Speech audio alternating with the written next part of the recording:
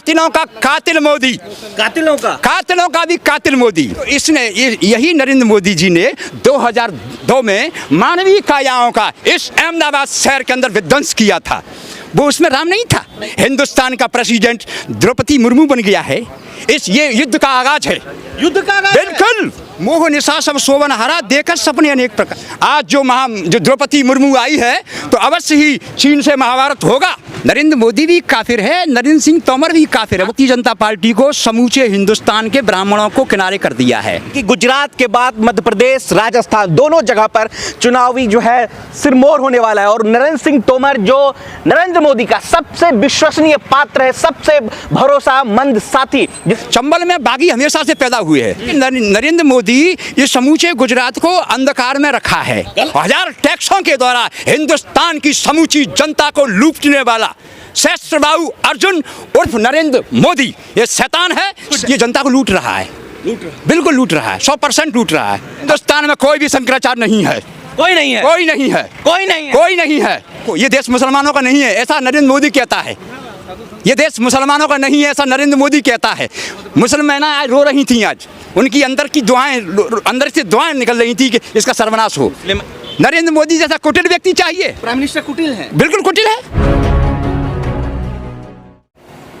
नमस्कार, मैं हूं देव, इसमें आप देख रहे हैं लोकतंत्र टीवी। आपको बता दें कि गुजरात में अब प्रधानमंत्री और राहुल गांधी दोनों यहाँ आएंगे सभाएं करने के लिए। 19-20 2 दिन प्रधानमंत्री सभा करने वाले हैं। उसके बाद लगातार 22 तारीख से राहुल गांधी भी सभा करेंगे। इस वक्त हम मौजूद हैं अहमदाबाद में और ठीक हमारे पीछे आप देख रहे हैं राजीव गांधी भवन, यानी कि अहमदाबाद में कांग्रेस दफ्तर है, जहां हम लोग लगातार मौजूद हैं और आपको सटीक विश्लेषण आपको सुनाएंगे। उससे पहले कि आप ये बात जान लीजिए कि राहुल गांधी 22 तारीख को आएंगे और ठीक prime minister of India mister Narendra Modi 19 तारीख से, यानी 19-20 2 दिन गुजरात में सभाएं करेंगे पहले चरण के लिए। और इसी 2 दिन में 6 सभाएं। अब जानिए पीएमओ का प्रोटोकॉल कितना हाई लेवल होता है। अब 2 दिन में 6 सभा करना, और ऐसे जगह पे जो कांग्रेस का गढ़ है, यानी कि अमरेली में भी उनकी सभाएं हैं। इस बात को हम बाद में बताएंगे, लेकिन सबसे पहले जानकारी आपको बता दें कि इस वक्त हमारे साथ मौजूद हैं संत रविंद्र चतुर्वेदी जी। संत जी जो है मुरैना से आते हैं, मुरैना से गुजरात पहुंचे हैं। अब संत जी से लगातार बातचीत करेंगे, पूछेंगे संत जी आपका क्या गुजरात मुरैना से आप आए? जी, मुरैना से आया हूँ मैं। कांग्रेसी हैं? हाँ जी, मेरी आस्था कांग्रेस में है और मैं कांग्रेस के लिए काम करता हूँ। जो भी कांग्रेस आज गरीब के साथ है। भारतीय जनता पार्टी धार्मिक भावनात्मक खेल खेलने वाले खिलाड़ी हैं। ये भावनात्मक खेल खेलते हैं। इन्हें समाज और राष्ट्र से किसी प्रकार का कोई सरोकार नहीं है। ये चाहते हैं कि समाज अंधकार में रहे। आज मैं जहाँ गुजरात में खड़ा हूँ, गुजरात का वास्तविक अर्थ होता है अंधेरी रात। अंधेरी रात, तो जब रात अंधेरी है, गुजरात माने अंधेरी रात।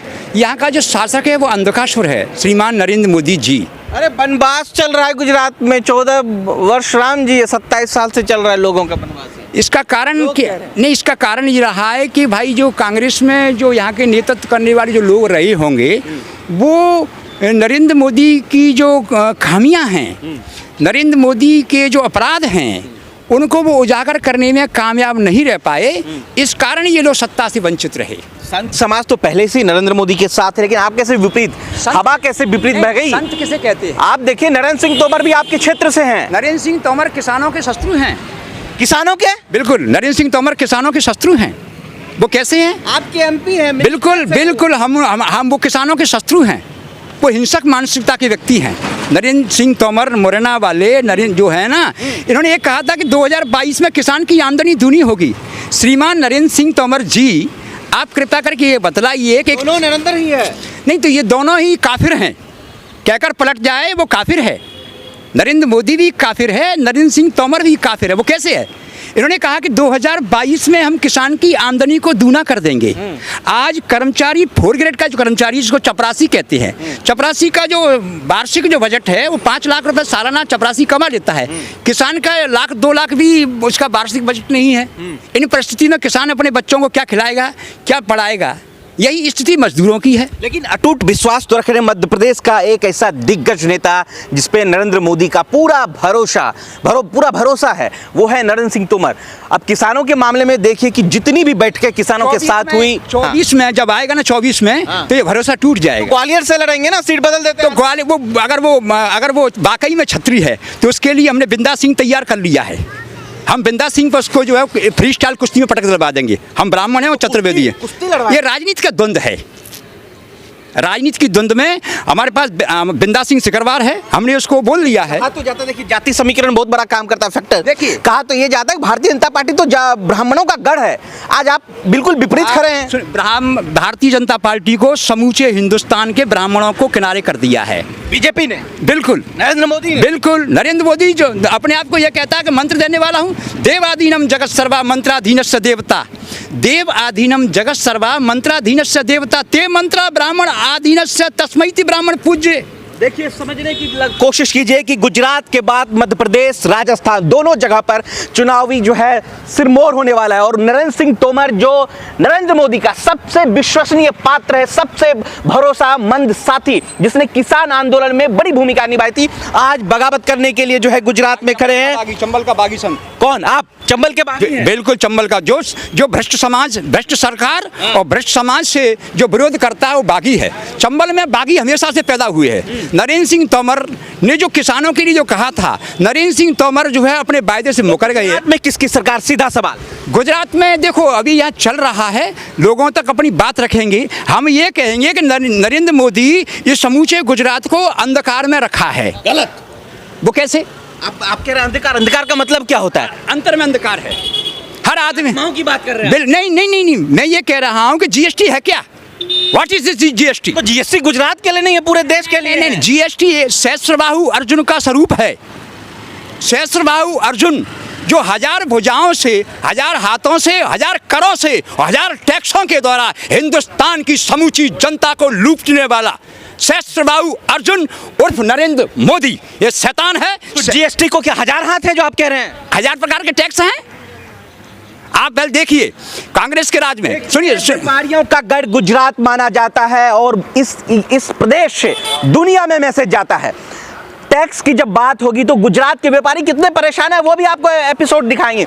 लेकिन संत समाज, मध्य प्रदेश का संत समाज मुरैना, ग्वालियर, जहां से नरेंद्र सिंह तोमर आते हैं, यहाँ पे आए हैं। वो समझा रहे हैं कि जीएसटी जो 1000 तरीके का टैक्स है वो दरअसल व्यापारियों का। सहस्त्रबाहु अर्जुन जिसको परशुराम ने अपने फरसे से काटा था। परशुराम ने किसी मानवीय भुजाओं को नहीं काटा था। तो यहाँ किसके काटने की बात चल रही है? यहाँ ये सहस्त्रबाहु, ये जो अपना नरेंद्र मोदी है, ये अंधकार सुर भी है और सहस्त्रबाहु अर्जुन भी है। इसने ये जनता को लूट रहा है, बिल्कुल लूट रहा है, 100% लूट रहा है। हम संत रविंद्र चतुर्वेदी, राधा स्वामी सत्संगी, हम लोग सतनामी झूठ नहीं बोलते। झूठ बोलना अपना पेशा नहीं है। मेरा ग्रैंडफादर 1942 के आंदोलन में जेल में रहे। अब झूठ बोलना हमारा पेशा नहीं है, राजनीति हमारा धंधा नहीं है। हम देखो राजनीति, वो कौन संत समाज है जो लगातार नरेंद्र मोदी को आशीर्वाद दे रहे हैं, नरेंद्र मोदी के साथ खड़े हैं? वो कौन सा है? बहुत नकली संत हैं। नकली संत? हाँ, नकली संत की राजधानी है देश के। शंकराचार्य नकली हैं। शंकराचार्य की परिभाषा क्या है? शंकर का आचरण करने वाला शंकराचार्य। तो शंकर का आचरण करने वाला शंकराचार्य है? हिंदुस्तान में कोई भी शंकराचार्य नहीं है। कोई नहीं है? कोई नहीं है। कोई नहीं है? कोई नहीं है। कोई मंडलेश्वर नहीं है। गलत। हम सत्य मंडलेश्वर की परिभाषा क्या है? मंडल माने आकाश मंडल, मंडल से जो आवाज सुनता है उसको मंडलेश्वर। आकाश 3 प्रकार के हैं, घटाकाश, मठाकाश, महाकाश। 3 प्रकार के आकाश होते हैं। घटाकाश जो आकाश की बात सुनता है, आकाश का स्वर। मंडल माने जिला। मंडल के 3 परिभाषा है। मंडल मीन्स क्या है पहले सुनिए पहले। तो आप भविष्यवाणी भी करते हैं? नहीं, मैं नहीं करता। हाँ, पर इतना जरूर है कि मैंने आज महिलाओं को देखा, महिलाएं जो रो रही थी, मुस्लिम महिलाओं को। ये देश मुसलमानों का नहीं है, ऐसा नरेंद्र मोदी कहता है। ये देश मुसलमानों का नहीं है, ऐसा नरेंद्र मोदी कहता है। मुसलमान महिलाएं आज रो रही थी, आज उनकी अंदर की दुआएं, अंदर से दुआएं निकल रही थी कि इसका सर्वनाश हो। महिलाएं भी बहुत खुशी है अब त्रिपक्षीय तलाक जो बिल वो पास हुआ। नहीं, देखो वो अलग विषय है। हम देखो हर विषय पर जो वो विषय अलग है। ये हिजाब क्या है? चलिए सीधा सवाल आपसे करते हैं कि इस बार किसकी सरकार बनने वाली है गुजरात में? गुजरात की जनता मत देने वाली है। हम गुजरात की जनता को समझाएंगे कि नरेंद्र मोदी अंधकासुर है। अब एक परिभाषा मैं आपको बताता हूँ, एक समीकरण। गुजरात में AIMIM के मुखिया असदुद्दीन ओवैसी भी आए हैं और इसी गुजरात में अरविंद केजरीवाल भी आया है। यहाँ का तो अब बताइए, 4 समीकरण जहाँ बैठ रहा हो, गुजरात आपका दावा तो फेल हो जाएगा। नहीं, गुजरात का मुसलमान इतना मूर्ख नहीं है। गुजरात का मुसलमान बुद्धिमान है। ना तो वो अरविंद केजरीवाल के साथ जाएगा और ना ही वो जो है हमारे हैदराबाद वाली भाई है ना, वो उनके साथ नहीं जाएगा। नहीं, बिल्कुल नहीं जाएगा। ये आप दावा कर रहे हैं? बिल्कुल हम समझाएंगे, आप समझाएंगे? बिल्कुल समझाएंगे। राहुल गांधी के समझने से लोग समझे नहीं, आप समझा देंगे तो समझ जाएंगे। राहुल गांधी देखो, जरूरी नहीं है कि हर आदमी परफेक्ट व्यक्ति हो। राहुल गांधी जी अपनी बात को नहीं समझा पाए। हमने संत हैं। तो अब आपका नेता फेल है? नहीं, मैं ये नहीं कह रहा हूँ फेल है। हमारा नेता सीधा है, सज्जन है, भोला है। तो ऐसे लोगों का पॉलिटिक्स में क्या काम? क्यों? जो सज्जन हो, भोला हो, शरीफ हो। मैं तो कुटिल चाहिए। नरेंद्र मोदी जैसा कुटिल व्यक्ति चाहिए। प्राइम मिनिस्टर कुटिल है? बिल्कुल कुटिल है, शैतान है। शैतान। संत जी, आपकी जुबान से ऐसे शब्दों का लगातार, हम शब्द सही बोल रहे हैं। शैतान है ये मानव। आप एक बात बताइए, अब सीधा प्रश्न, राम ने क्या कहा? राम ने क्या कहा? बड़े भाग मानस तन पावा, शुर दुर्लभ सदग्रंथन गावा। ऐसा कहना किसका है? राम का है। तो इसने यही नरेंद्र मोदी जी ने 2002 में मानवीय कायाओं का इस अहमदाबाद शहर के अंदर विध्वंस किया था। वो उसमें राम नहीं था। नहीं, आप नहीं, बात देखिए, हम बात मानव पे बात करिए, हिंदू मुसलमान सिख ईसा पे नहीं। ये बड़े भाग मानस तन पावा, शुर दुर्लभ सदग्रंथन गावा। मानव शरीर देवताओं के लिए दुर्लभ है। ऐसे मानव शरीरों का 2002 में श्रीमान नरेंद्र मोदी जी ने कत्लेआम करवाया। कातिलों का कातिल मोदी, कातिलों का भी कातिल मोदी।